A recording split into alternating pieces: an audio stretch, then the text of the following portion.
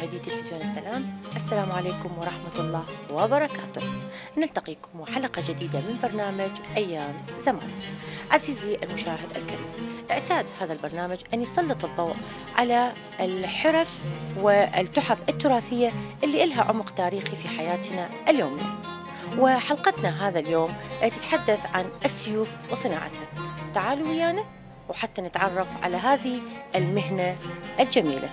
أهلا وسهلا.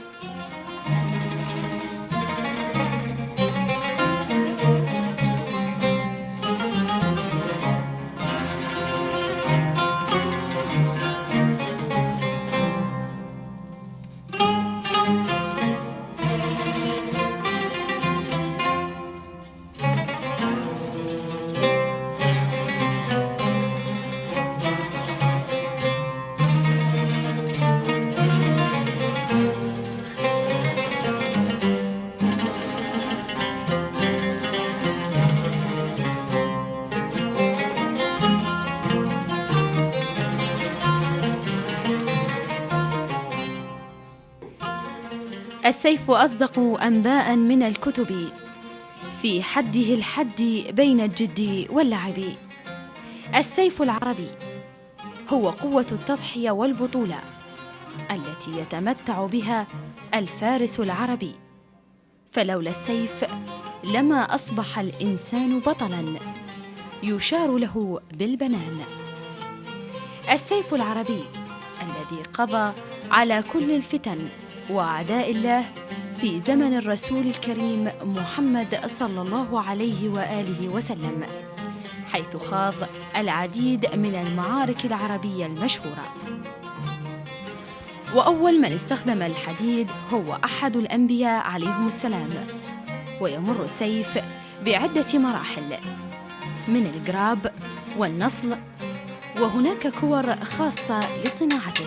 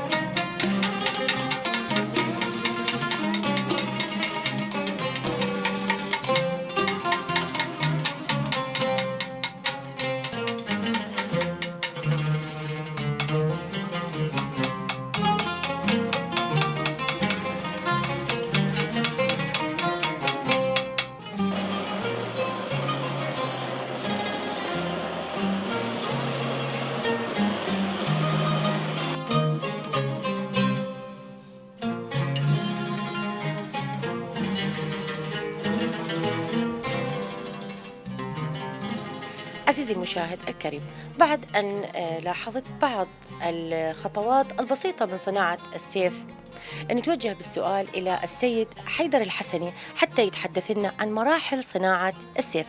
أهلا بك سيد. أهلا وسهلا بك، يا مرحبا. ممكن تتحدث لنا عن مراحل صناعة السيف؟ مراحل صناعة السيف، أولا نبدي بالنصل.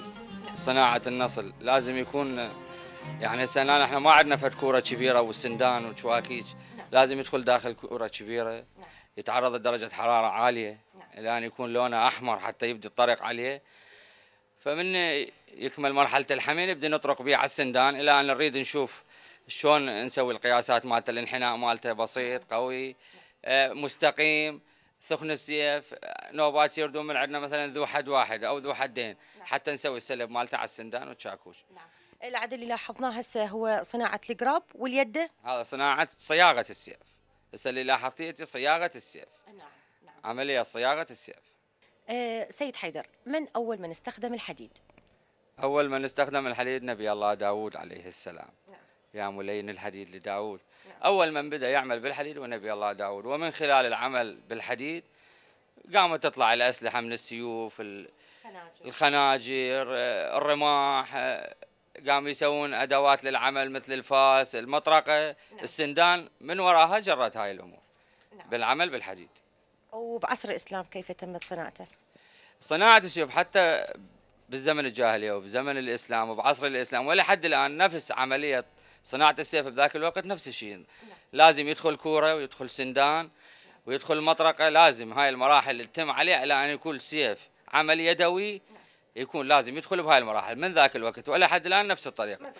ما تغير شيء. يبقى التغير اللي صار به مثلا بذاك الوقت كانوا يطلعون، نقول احنا فد نقوش للسيف، بذاك الوقت كانوا يطلعوها يدويه، يعني بالشفره يشلعون حديده اصلب من نوع السيف، يشلعون منه يكتبون عليه او يسوون زغرفه على السيف. هسه حاليا يعني مثلا شلون نقول سنجغراف او فريزه او شلون اجهزه اكو يدويه كهربائيه قاموا يستخدموها حتى يحفرون السيف او يطلعون عليه فد نقشه. والشطب او النهر احنا نسميه، او بالمفهوم المصطلح مالتنا نسميها ساقيه للسيف. بذاك الوقت كان هم يطلعوه بالشفره، اكو شفرات مقوسه يشلعون من الحديد حتى يسوون ساقيه. هسه لا بدأوا يطلعوه بهاي الاجهزه الحديثه بالكوسره وغير الكوسره. أنواع السيوف؟ انواع السيوف بالنسبه للحديد نوعين، النوع الاول هو الفولاذ والنوع الثاني هو الجوهر. والجوهر هو ارقى انواع الحديد. ما هي مميزات السيف الإسلامي؟ مميزات السيف الإسلامي تنقسم السيوف الإسلامية عند المسلمين إلى قسمين. السيوف المستقيمة عند المسلمين هي قسمين، سيوف مستقيمة ذات حد واحد وذات حدين، وهي الأكثر استعمالا أو شيوعا عند اختلاف أطرافها، فهي أما مدببة أو نصف مستديرة، ولكن هو كله كان مستقيم.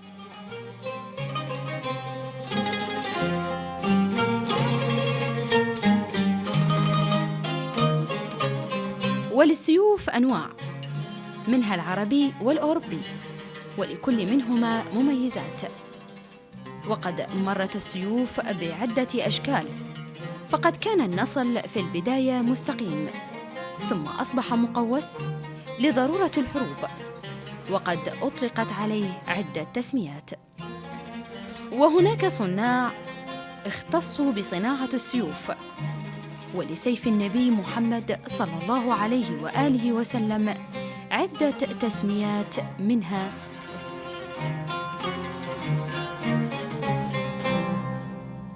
بالنسبة لأسماء سيوف النبي هي مجموعة من الأسماء، يعني مثلا منها الرسوب والمخدم والذوالفقار والعضب والحتف والبتار والمعصوب والقلعي ومأثور الفجار. والطراز الثاني من السيوف الإسلامية هي السيوف المقوسة التي كانت شعوب وسط آسيا أول من استعملها. ويلاحظ أن تطورات السيف من الاستقامة إلى التقويس حدث ببطء، وبعد تطورات عديدة اقتضتها طبيعة الكر والفر والظروف الجغرافية والبيئية، واستغرق ذلك عدة قرون. وقد تأثر السيف الإسلامي بعد القرن الخامس الهجري بالسيوف التي وردت من قبائل المغول، وهي قليلة الانحناء وتنتهي برأس مفلطح يحمل حدا ثانويا علويا في الثلث الأخير من السيف. وهذا التأثير واضح في السيوف المملوكية من طراز الخليج. ممكن تتحدث لنا عن القامة؟ بالنسبة للقامة هو سيف شلون نقول قوقازي أو سيف روسي. أكو نوعين همين، ذو حد واحد وذو حدين. ذو حد واحد هذا يصير سيف قصير، احنا نصيح له قامة. هو بالكتالوجات الموجودة أو بالكتب الموجودة يصيحوا له سيف قوقازي من طراز القامة. واكو شكل ثاني هو هم سيف قوقازي من طراز اليطغان، اللي هذا يكون الشكل ماله يكون ذو حد واحد وهذا ذو حدين. نعم. قل لي سيد حيدر، كيف تعلمت هاي المهنة؟ تعلمت هاي المهنة على يد أستاذي المرحوم عبود الجواهري. تلمذت على يده بهاي المصلحة اللي أنا تقريبا صار 20-22 سنة أشتغل بيه. سيد حيدر، ما قصة هذا السيف؟ قصة هذا السيف نوع المعدن ماله من نوع الجوهر اللي تحدثنا عنه قبل شوية. نعم. هذا السيف تقريبا بدأوا يصنعوه من زمن الجاهلية وصدر الإسلام إلى حد القرن العاشر الهجري. نعم. انتهى صناعة هذا، أو انتهى سر مصلحة صناعة هذا السيف. نعم. والسيف الجوهري ينقسم إلى 3 أقسام، 3 أنواع. هو أكو الجوهر الدمشقي والجوهر الفارسي والجوهر الهندي. نعم. 3 أنواع للجوهر أكو. وهاي السيوف الأخرى؟ هاي سيوف من الفولاذ، هذا مو من نوع الجوهر. نعم. احنا قلنا سيوف هي قسمين، قسم فولاذ وقسم الجوهر. هذا من النوع الفولاذ. نعم. هذا صناعته حديثة من نوع الفولاذ، وهذا من نوع الجوهر. نعم. سيد حيدر، ما الفرق بين سيف التمختر وسيف القتال؟ هو من ناحية المعدن ما بي فرق، يعني من ناحية معدن السيف ما بي فرق، بس يبقى سيف التبختر يخلوا له فد خصوصية، يعني مثلا يطرزون عليه، احنا نقول آيات قرآنية، بعض الآيات القرآنية يكتبوها على السيف. حتى هاي ما تدخل حرب، لأن يصير بها آيات قرآنية حتى لا تتعرض للدم بالقتال.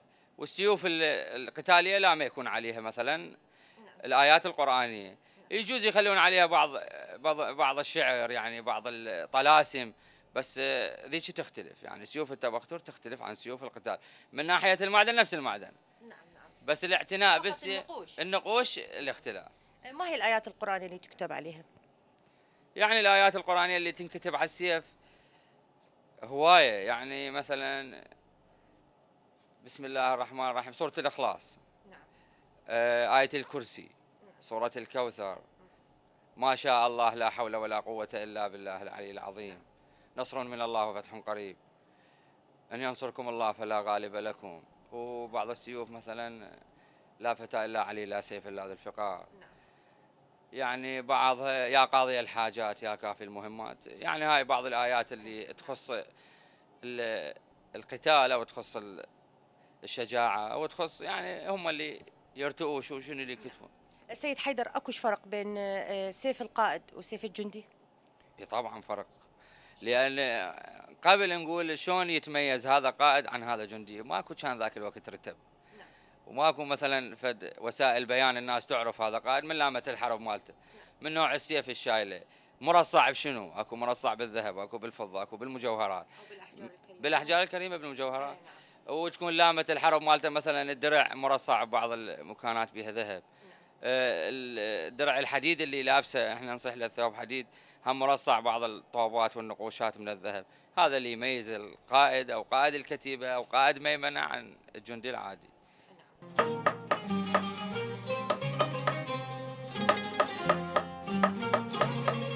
وبعد أن يمر السيف بعدة مراحل، وبعد مرحلة التجميع يدخل مرحلة النقش. وللنقوش أنواع، منها كالطيور والزخارف الإسلامية ورؤوس الحيوانات والآيات القرآنية. وهناك أناس خاصون لهذه العملية. عزيزي المشاهد، بعد أن تمت عملية تجميع السيف تتحول إلى عملية النقش. يحدثنا عن هذا الموضوع النقاش السيد جعفر الحسني. أهلا وسهلا بك سيد جعفر. أهلا وسهلا بكم. بعد مرحلة الجمع أستلم السيف أو السيف أو القامة، أخذها أنظفها، يعني من يعني يصير بها نتوءات من الفضة ونتوءات من النحاس. بلي. فأنظفها هاي، فأخذها أترسها جير، هي مادة على مود النقش. فمادة الجير لأن هم طويلة فتكون أذوبها بالنار وهاي، فبعد ما أخليها فترة من الزمن أن تبرد أثبتها في، يعني هاي صحولة احنا نصيح له طبق أو صينية من الجير، أثبتها بها فأتم عملية النقش. نقش بدايتها يعني أرتي أن أشوف يحتاج لأن يكون بها أحجار كريمة أو ما يحتاج بها أحجار كريمة، أخلي له يعني مكان للأحجار الكريمة قبل ما أشتغل الزغرفة. ثانيا يبقى اللي يريد الزغرفة هو أن يكون بها آية قرآنية أو مو آية قرآنية أو طيور، أو يعني حسب ما يكون، أو إذا أنا أحب أنا أسوي حسب الطلب. بلي.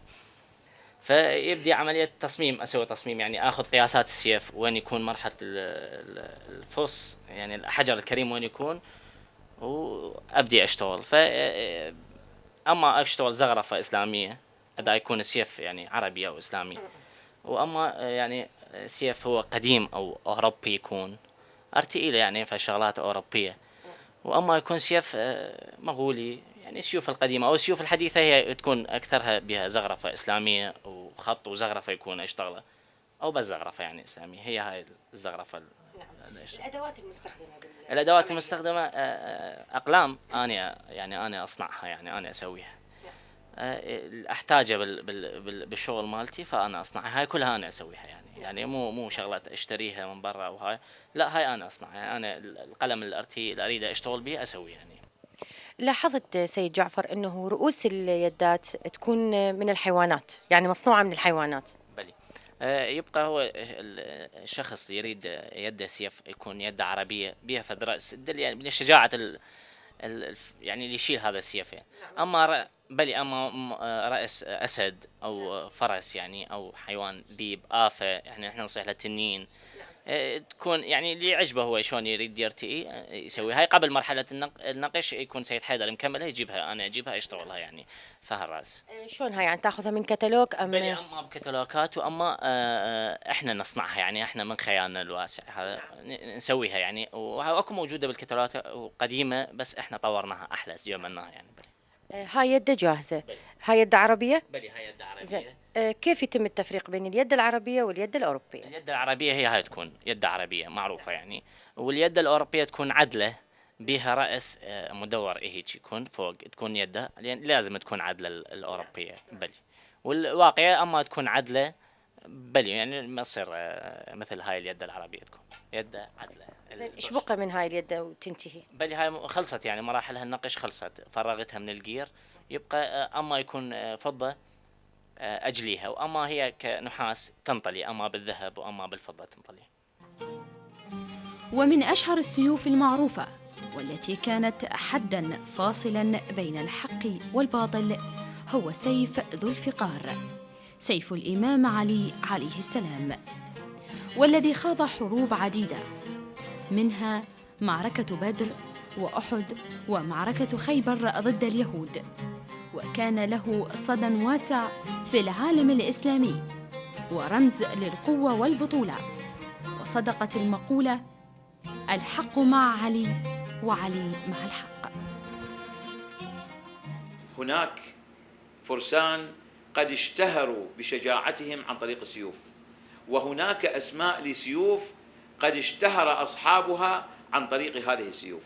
مثلا نأخذ عنتر بن شداد العبسي، كان هذا الرجل حقيقة من الشجعان في الجاهلية، حتى اشتهر بسيفه، كان لا يتجرأ أحد في الجاهلية على الوقوف أمام سيف عنتر هذا.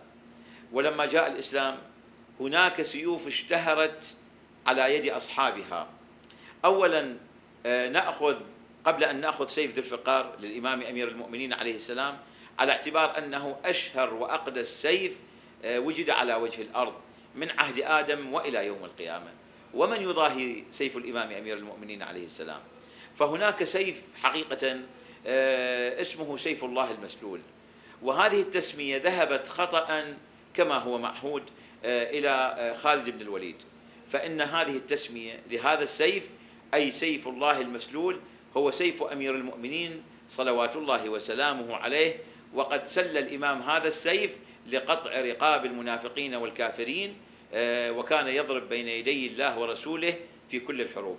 فسيف الله المسلول هو لقب لسيف أمير المؤمنين عليه السلام وليس لخالد بن الوليد، لأن الإمام أمير المؤمنين عليه السلام قد سرقت منه ألقابه وسرقت منه تسمياته، ومن ضمن ما سرق هو هذه التسمية التي أصبحت على مر التاريخ ملاصقة لخالد بن الوليد خطأ، وهذا التاريخ حقيقة الكثير فيه من الأخطاء يجب إعادة النظر فيها. كذلك من ضمن السيوف التي اشتهرت حتى عند الأعداء سيف عمرو بن ود العامري، هذا اللعين كان يعد ب1000 فارس، كان إذا برز في القتال لا يتجرأ أحد من المقاتلين للوقوف أمامه. كذلك سيف مرحب اليهودي الذي قتله الإمام أمير المؤمنين عليه السلام، وشطره إلى نصفين في واقعة خيبر الشهيرة، وفيها قلع الإمام أمير المؤمنين باب خيبر، وأصبحت هذه التسمية ملاصقة لأمير المؤمنين صلوات الله وسلامه عليه بأنه قالع باب خيبر، لما تمثله هذه الباب من ثقل من حيث الصناعة والصنعة ومن حيث الضخامة. كذلك هناك سيف وهو سيف بغي قد سله الحجاج وسمي بسيف الحجاج لأنه كان يقطع فيها رقاب شيعة أمير المؤمنين عليه السلام، حتى أنه في الرواية ذهب الحجاج في نزهة، فلما غاب لأشهر وعاد إلى الكوفة وإذا يرى بالصبية من الشيعة يلعبون في الطرقات في مدينة الكوفة، فقال مقولته الشهيرة: إني أرى رؤوسا قد أينعت وحان قطافها. وكان سيف الحجاج هذا معروف في التاريخ، وقد كتب الكثير من الكتاب عن سيف الحجاج هذا. الآن دعنا نتكلم عن سيف ذي الفقار وما يمثله هذا السيف من مكانة مرموقة في الإسلام.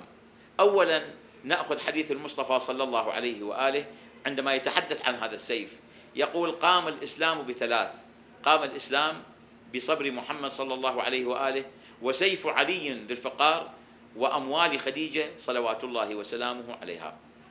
كان لسيف ذي الفقار منذ الغزوة الأولى وهي معركة بدر الكبرى، فإذا ما عرفنا أن عدد المشركين الذين قتلوا على سيوف المسلمين وبيد الملائكة كانوا 70 من المشركين، 34 فقط من المشركين قتلوا بيد المسلمين وبيد الملائكة، بينما سيف أمير المؤمنين عليه السلام بيده لمفرده قتل 36 نفر من المشركين.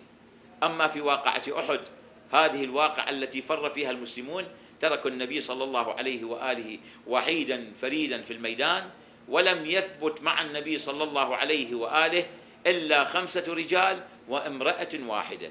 الرجال هم أمير المؤمنين صلوات الله وسلامه عليه، وعمار بن ياسر، وأبو ذر الغفاري، والمقداد بن الأسود، وسلمان المحمدي، سلمان منا أهل البيت. أما المرأة المؤمنة التي وقفت إلى جوار النبي صلى الله عليه وآله فهي أم عمارة، وحتى أنها أصيبت في هذا القتال، وقد قال النبي صلى الله عليه وآله بعد انجلاء هذه المعركة، قال: أم عمارة أفضل من فلان وفلان وفلان، وسماهم بأسمائهم. في هذه المعركة الخالدة وقف أمير المؤمنين كقطب الرحى، يلتف حول النبي صلى الله عليه وآله، يدفع الكربات ويدفع الأعداء ويدفع الأرزاق عن النبي الأعظم صلى الله عليه وآله. والنبي بين أن يغمى عليه لحظة ويستفيق لحظة وهو يقول: يا علي قد أتاني القوم من مكان كذا، يا علي قد أتاني القوم من مكان كذا. وقد امتلأت جسد الإمام في تلك المعركة جراحات من طعنة رمح وضربة سيف ورمية سهم، وقد سمعنا جبرائيل الأمين عليه السلام يهبط من السماء إلى الأرض وقد ملأ صوته الخافقين، زلزل فيها الأرض والسماء، وهو يقول: لا فتى إلا علي ولا سيف إلا ذو الفقار. كذلك في واقعة الأحزاب، هذه الواقعة التي لو قدر للمشركين أن ينتصروا فيها لا سمح الله لانتهى الإسلام من على وجه الأرض، عندما برز الإمام أمير المؤمنين عليه السلام إلى عمرو بن ود العامري لما أخذ هذا اللعين يمشي أمام المسلمين ويقول مستهزئا: يا محمد هل من مبارز؟ يا محمد أيها المسلمون أين جنتكم التي زعمتم من قتل يدخل فيها؟ أما من شخص مشتاق إلى الجنة؟ أما من شخص مشتاق إلى الحور العين؟ في 3 مرات لم يقم إلا أمير المؤمنين عليه السلام، فيقول له النبي صلى الله عليه وآله: يا علي إنه عمرو. فيقول: يا رسول الله فداك أبي وأمي، إن كان هو عمرو بن ود العامري فأنا علي بن أبي طالب.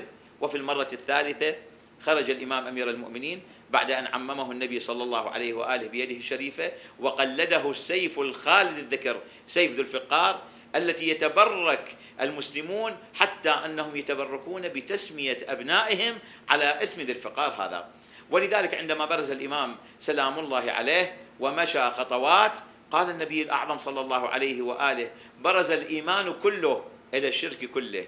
ولما برز وقتل عمرو بن ود العامري، لأننا لسنا بصدد الحديث عن هذه الغزوة بل عن سيف الإمام سلام الله عليه، ولما قتله الإمام وقطع رأسه وأتى به هدية إلى النبي الأعظم صلى الله عليه وآله، قال النبي قوله الشهير وحديثه المبارك الخالد على مدى الزمان: ضربة علي بن أبي طالب لعمرو بن ود العامري تعادل عبادة الثقلين من الأولين والآخرين، بما فيها عبادة الأنبياء والمعصومين وعبادة كل الناس. ضربة واحدة من ذو الفقار لعمرو بن ود العامري تعادل عبادة البشر بأجمعهم من عهد آدم إلى يوم القيامة، فما بالك بشخص الإمام أمير المؤمنين عليه السلام. كذلك لم نسمع بجبرائيل عليه السلام أن هبط من السماء إلى الأرض بمقتل نبي من الأنبياء أو رسول من الرسل أو وصي من الأوصياء، أبدا. نزل جبرائيل عليه السلام مرتين لأجل سيف الإمام علي عليه السلام. المرة الأولى كما ذكرت في واقعة أحد لما قال: لا فتى إلا علي ولا سيف إلا ذو الفقار. عالم السيوف عالم واسع، ودخلت سيوف الإسلام معارك عديدة، منها واقعة الطف، والتي شنها يزيد بن معاوية لعنه الله وزمرته ضد الإمام الحسين عليه السلام وأهل بيته الأطهار، في حين أن السيف وجد لتثبيت أركان الإسلام لا لسفك الدماء.